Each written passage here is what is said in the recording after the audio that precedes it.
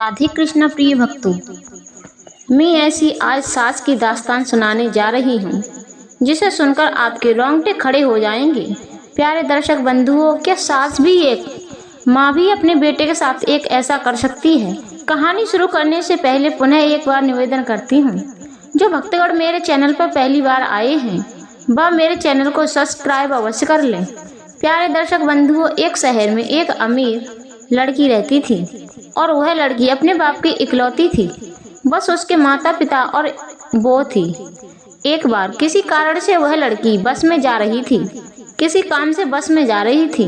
उसकी सीट पे आकर के एक बूढ़ी माँ बैठ गई। फिर उन दोनों में धीरे धीरे बातें शुरू हो जाती हैं। तो फिर वह बूढ़ी अम्मा पूछती है, बेटी कहाँ जा रही हो, क्या नाम है तुम्हारा? फिर धीरे धीरे उस लड़की ने भी अपना नाम और सारा कुछ बता दिया। उस बूढ़ी अम्मा का भी एक बेटा था। उस लड़की के बारे में जानकर के वो बूढ़ी अम्मा हैरान रह गई कि ये तो करोड़ों में खेलती है, इसके बाप के पास तो करोड़ों की संपत्ति है। फिर उस बूढ़ी माँ ने अपने घर जाकर के अपने बेटे को पास बुलाया और बोली, ए सूरज, आज मैं एक ऐसी चिड़िया की तलाश करके आई हूँ, उसे तुझे अपने जाल में फंसाना होगा, फिर हम लोग करोड़ों में खेलेंगे। फिर उस लड़की का सारा एड्रेस बता दिया और अपने बेटे से कहा कि उसे अपने जाल में फंसा लो। फिर धीरे धीरे वह लड़का भी उस लड़की के आसपास जाने आने लगा। फिर उस लड़की ने एक दिन पूछा कि तुम मेरे आसपास क्यों रहते हो, इसका क्या कारण है? फिर उस लड़की सारी कहानी बताई। मैं तुमसे प्रेम करता हूँ और मैं तुमसे शादी करना चाहता हूँ। यदि तुमने ऐसा करने से मना कर दिया तो मैं अकाल मृत्यु मर जाऊंगा। धीरे धीरे वह भोले वाली लड़की भी उसके प्रेम जाल में फंस गई। फिर उन दोनों ने भागने का निर्णय कर लिया, क्योंकि उस लड़की के माता पिता उस लड़के के साथ अपनी लड़की की शादी कभी नहीं करते, क्योंकि वह लड़का बहुत गरीब था। वह लड़का उस लड़की को भगा ले गया।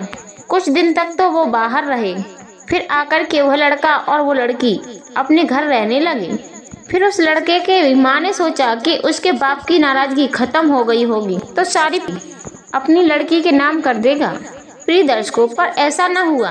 पर उसके बाप की नाराजगी खत्म नहीं हुई और उसने अपनी बेटी को भी अपने दरवाजे पर नहीं चढ़ने दिया। जब ये बात उसकी सास और उसके पति को पता चली तो धीरे धीरे उन दोनों का रवैया उस लड़की से बदलने लगा। उसका पति एक छोटी सी नौकरी करता था। एक दिन सूरज की पत्नी यानी उस लड़की ने जल्दी अपना घर साफ सुथरा कर लिया और दोपहर का भोजन करके वो आराम करने लगी और सास भी अपने कमरे में आराम करने के लिए चली गई। फिर वह लड़की अपने पति के आने का इंतजार करने लगी तो फिर देखा कि मोटरसाइकिल आने की आवाज़ उसके कानों में पड़ी। तो वह जल्दी से उठी, फ्रिज से सब्जी निकाली और गर्म करके ताज़ी खाना बना करके उसने अपने पति को दे दी और चूल्हे पर चाय बनाने के लिए रख दी, क्योंकि उन सबको खाना खाने के बाद चाय पीने का शौक था। उसके पति भोजन कर रहे थे, सास भी उनके पास बैठी हुई थी। और प्यारे दर्शक बंधुओं, चूल्हे के पास जब वह चाय लेने के लिए पहुंची, चाय को कप में करके ले गई तो वहां का मंजर देख करके मेरी आंखें फटी की फटी रह गईं, क्योंकि मेरे पति बेहोश पड़े हुए हैं और उनके मुख से झाग निकल रहा है। मेरी सास चिल्ला रही हैं, हाय रे हाय, मेरे बेटे को ये क्या हुआ? लगता है बेटे को जहर दे दिया खाने में।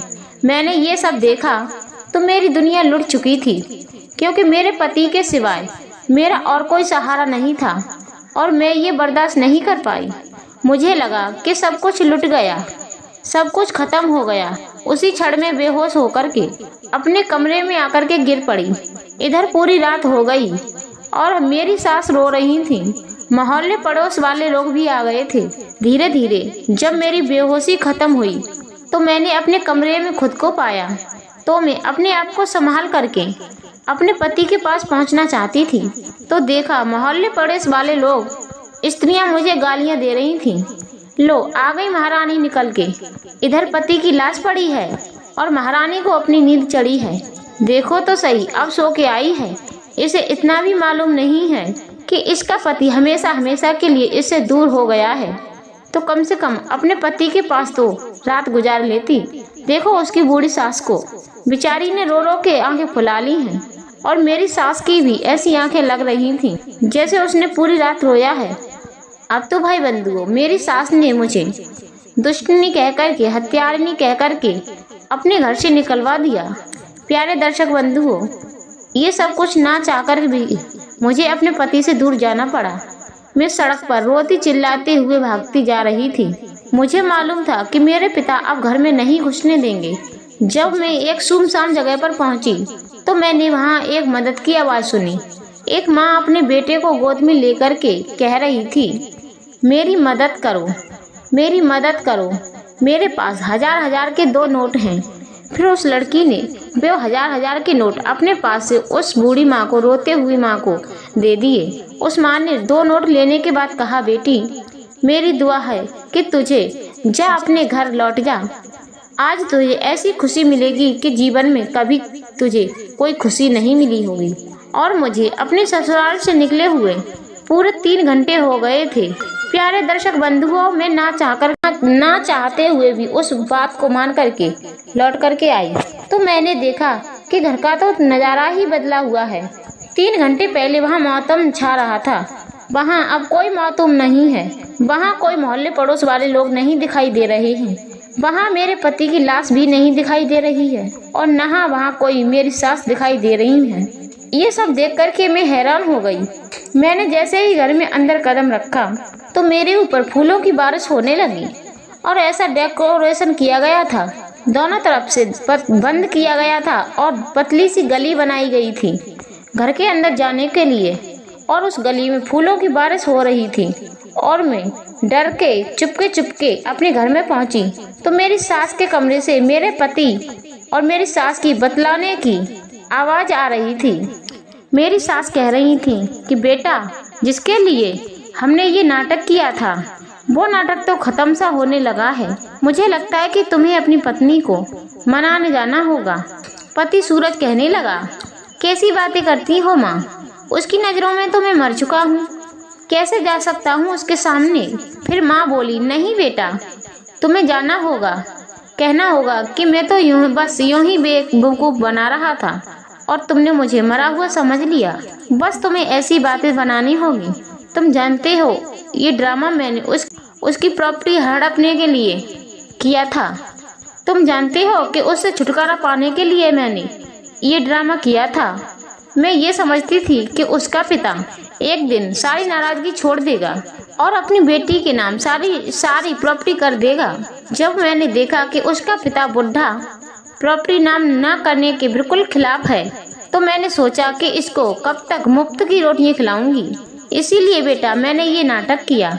अभी मुझे पता चला है कि उसका पिता अभी 4-5 दिन पहले मर चुका है और वह अपनी प्रॉपर्टी सारी अपनी बेटी के नाम कर चुका है।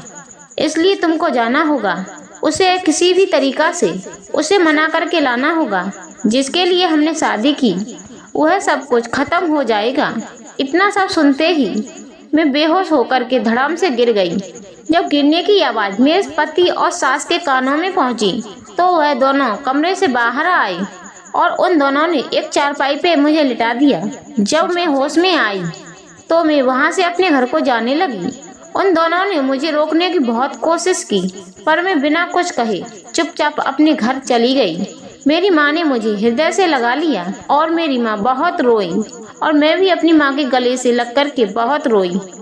कुछ दिनों के बाद मेरे पति सूरज और मेरी सास मुझे मनाने के लिए और गलती की माफ़ी मांगने के लिए आए और मेरा दिल बिल्कुल उन्हें माफ़ करने के लिए तैयार नहीं था और वो दोनों माफ़ी मांगते रहे और मेरा दिल बिल्कुल नहीं पसीजा और उन्हें माफ़ नहीं किया और वह दोनों अपने घर लौट गए।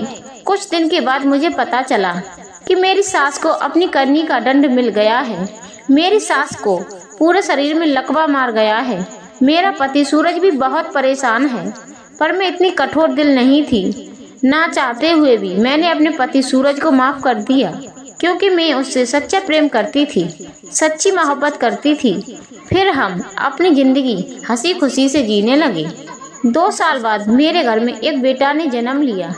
मैं और मेरी माँ, मेरी सास और मेरे पति सब खुशी खुशी ज़िंदगी जी रहे थे। सास और सूरज इन दोनों का जो दौलत का लालच था, वो लालच और घमंड इनका चूर चूर हो गया। अब ये किसी लालच में नहीं जीते, मुझे भी कोई गिला शिकवा नहीं रहा। इस तरीक़ा से प्यारे दर्शक बंधुओं, एक छोटे से लालच ने पूरा जीवन खराब कर दिया।